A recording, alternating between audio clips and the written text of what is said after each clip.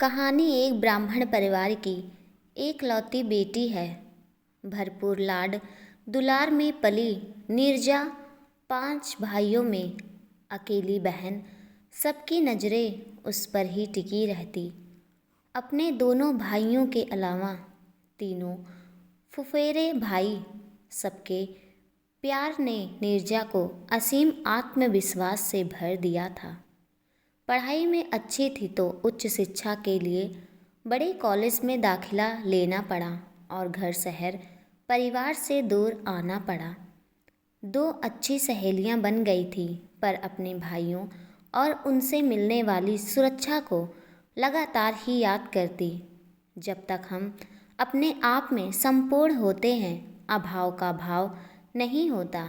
परदेश में अपने सब काम खुद करने पर भाई याद आता, जिसने उसे अपने हस्बैंड के सिवा कुछ ना उठाने दिया था।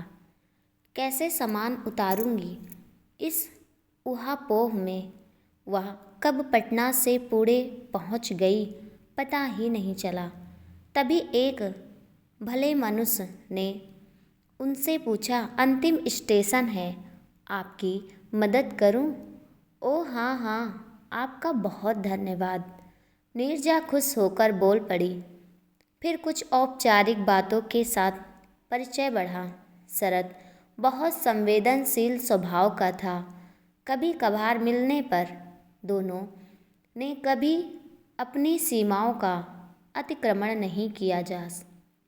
नीरजा अब ज़्यादा खुश रहने लगी थी, क्योंकि उसे बाहर भी घर जैसा ही कंफर्ट जोन मिल गया था। शरद बिना कुछ कहे ही उसका पूरा ध्यान रखता।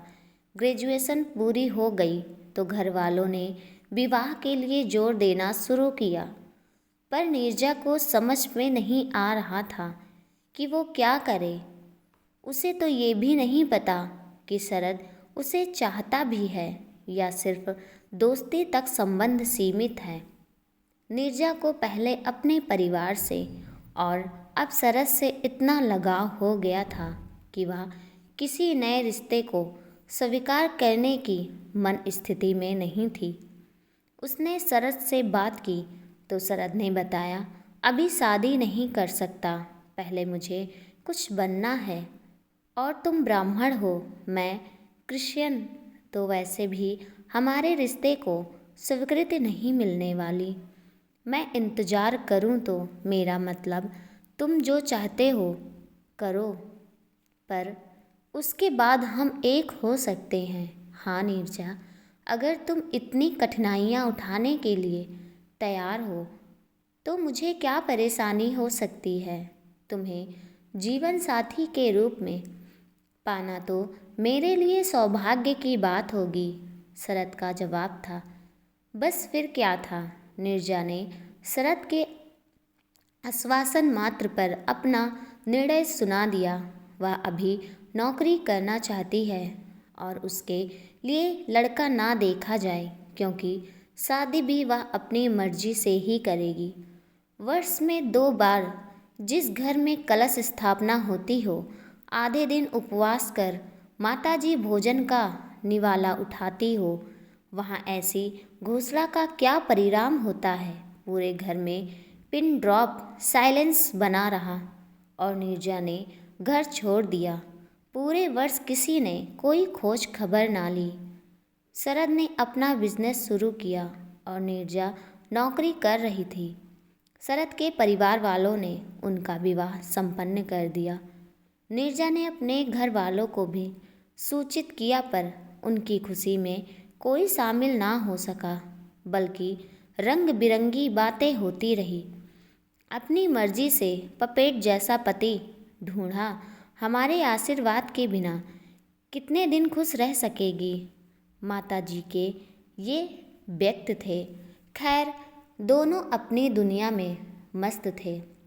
उनका पुत्र जब 5 वर्ष का हुआ तब नीरजा का ध्यान गया कि उसका बेटा औरों से अलग है। वह अपनी बात कहने में वक्त लगाता।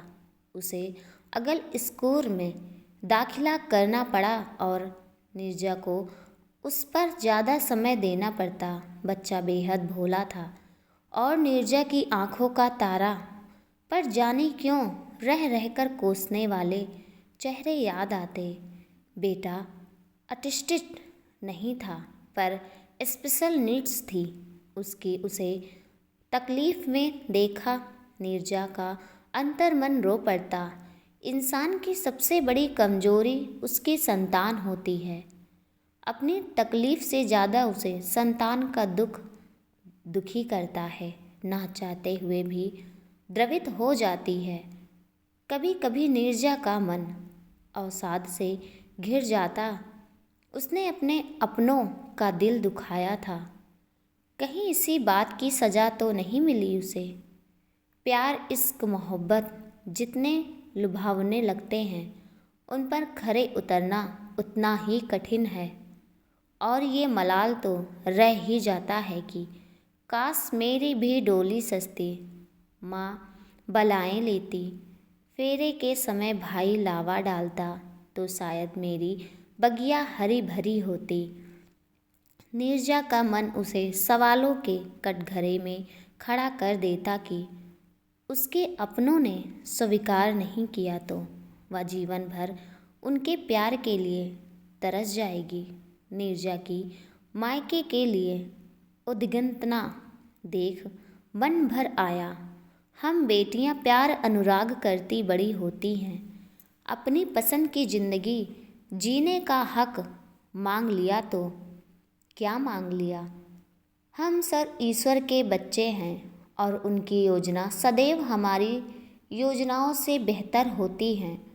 अचानक नीरजा की माताजी बहुत बीमार पड़ी और उन्हें इलाज के लिए दिल्ली आना पड़ा। बेटी के पास रहने आई। दोनों के ही आंखें बरसती रही और मन के सारे मैल धुल गए। बेटी से मिलने की उत्कंठा में दोनों के तप्त हृदय को ठंडक दी। माँ बेटी के वापस जुड़ने से नीरजा का मलाल कम हुआ। शरद ने इलाज के दौरान जिस सच्ची भावना से उनकी सेवा की वह आत्मविभोर हो गई। उन्होंने अनेकों आशीर्वाद दिए। एक अधूरापन जो नीरजा के अंदर घर गया था वह खत्म हो गया और वह धीरे धीरे अपने उसी रूप में आ गई जैसे वह पहले हुआ करती थी। नीरजा के मन में की सारी उथल पुथल शांत हो गई जब उसने यह महसूस किया कि वह अपने और शरद के स्नेह के प्रतीक यीशु को अपने करोड़ों आशीष के बाद भी सामान्य बच्चे की तरह नहीं गढ़ पाई तो भला किसी के कोसने का उस पर क्या प्रभाव होगा। और फिर माँ की क्रोध में आकर कहीं बातों को भूलकर नीरजा स्वयं में सबल हो उठी। फिर उसने अपने बेटे घर और करियर तीनों को बखूबी संभाला। आज नीरजा एक बड़े फर्म में बड़े पद पर आसीन है। ऑफिस से आकर घंटों यीशु की आंखों में देखती और उससे मन ही मन क्षमा मांगती।